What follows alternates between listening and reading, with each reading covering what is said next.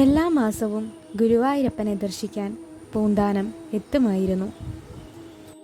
ഒരിക്കൽ ഗുരുവായൂരിലേക്ക് യാത്ര പുറപ്പെട്ട പൂന്താനത്തെ ചില കൊള്ളക്കാർ ആക്രമിച്ചു.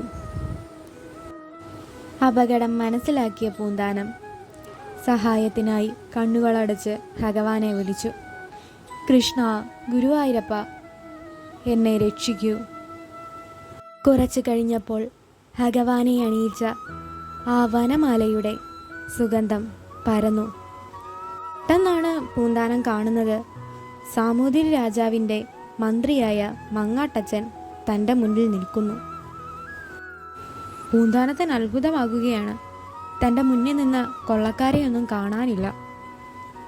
മങ്ങാട്ടച്ചൻ പൂന്താനത്തോട് ചോദിക്കും, അങ്ങ് എന്താണ് ഈ സമയം ഈ വഴി? ഞാൻ വന്നില്ലായിരുന്നെങ്കിൽ അങ്ങയുടെ സ്ഥിതി ഇപ്പം എന്താകുമായിരുന്നു?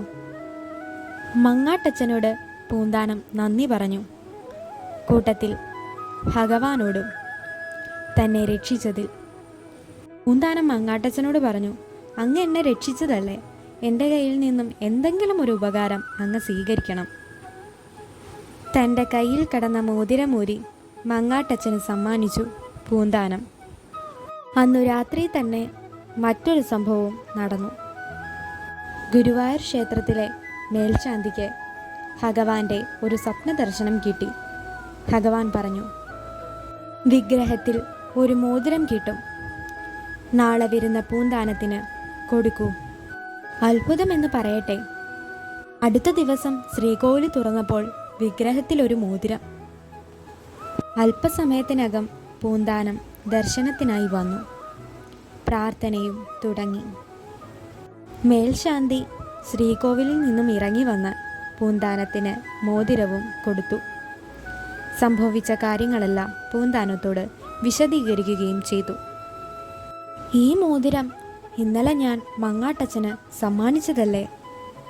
അപ്പോൾ ഇന്നലെ എന്നെ രക്ഷിക്കാൻ വന്നത് സാക്ഷാൽ ഗുരുവായൂരപ്പൻ തന്നെയായിരുന്നുവോ? കൃഷ്ണ, ഗുരുവായൂരപ്പ, അങ്ങയ്ക്ക് നന്ദി.